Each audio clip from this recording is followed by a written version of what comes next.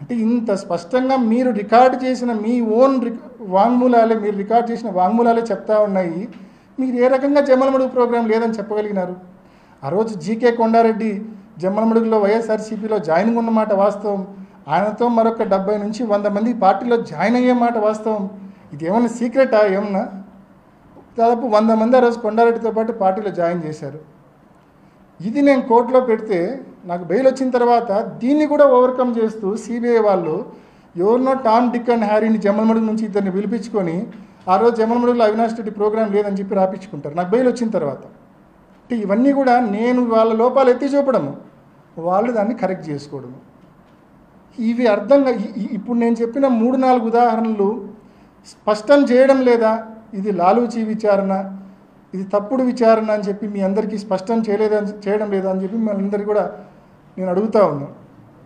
ఇంకొకటి, నేను 6:30కి అక్కడికి విన్నా, స్పష్టంగా వినండి అన్న. నాకు 6:26కి ఫోన్ వచ్చింది. 6:30కి నేను అక్కడికి రీచ్ అయినా. నేను రీచ్ అయిన వెంటనే బాడీ చూసి బయటకు వచ్చిన I was continuously making phone calls. Krishnamohan Reddy గారితో మాట్లాడినా, నవీన్తో మాట్లాడినా, లోకల్ సిఐకి నేనే ఫోన్ చేసి ఇన్ఫామ్ చేసిన. నేను పోవడం కంటే ముందే కృష్ణారెడ్డి అక్కడ లెటర్ చూడడము, ఆ లెటర్ ఉండే విషయం మరి నర్రెడ్డి రాజశేఖర రెడ్డి గారికి చెప్పడము, రాజశేఖర రెడ్డి గారు ఆ లెటర్లో ఉన్న అంశాలన్నీ కూడా వినడము, అవి దాచిపెట్టమని చెప్పడము, ఆ విషయం పోలీసులు అంటే ఆ లెటర్ ద్వారా స్పష్టంగా అది మర్డర్ అని అర్థమైంది వాళ్ళకు. అండ్ మళ్ళీ ఫోటోగ్రాఫ్స్, జనేతులతో ఫోటోగ్రాఫ్స్, వీడియో తెప్పించుకున్నారు. లెటర్ ఉందని తెలుసు, లెటర్లో ఉన్న కంటెంట్స్ తెలుసు.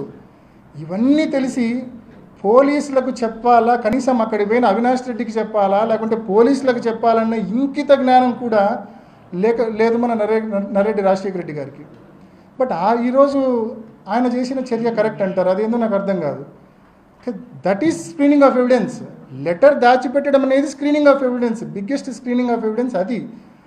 దాన్ని ఓవర్కమ్ చేసి నేను 6:30కి పోయినా అండి అక్కడికి. నేను పోయేటప్పటికి ఇంట్లో 5 మంది ఉన్నారు. ఇంటి బయట మాజీ ఎంపీటీసీ శశికళక్క మరొక 4 ఉన్నారు, ఒక 9 మంది. నిజంగా ఒక వ్యక్తికి తప్పుడు ఉద్దేశం ఉంటే that was the right time.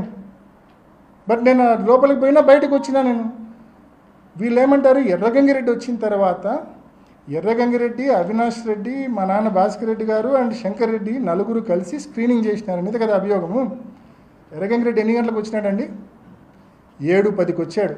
అంటే 40 నిమిషాల పాటు I was waiting for Erra Gangi Reddy.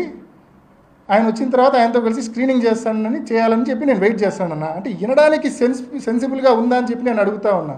అంటే 9 ఇంట్లో 5 మంది, ఇంటి బయట 4, 9 మంది ఉన్నప్పుడు ఎవడైనా బుద్ధుండేవాడు నిజంగా తప్పుడు ఉద్దేశాలుంటే స్క్రీనింగ్ చేస్తాడు. కానీ ఆ 40 నిమిషాల్లో 100 మంది ఇల్లు చుట్టుముట్టినప్పుడు ఎవడైనా బుద్ధుండేవాడు ఆ పని చేస్తాడా? మరి ఇంత ఇల్లాజికంగా, ఇంత ఇన్సెన్సిబుల్గా ఏ రకంగా నిందలు మోపుతున్నారు, ఏ రకంగా అలిగేషన్స్ చేస్తున్నారు అనేది నేను ప్రశ్నిస్తూ ఉన్నా.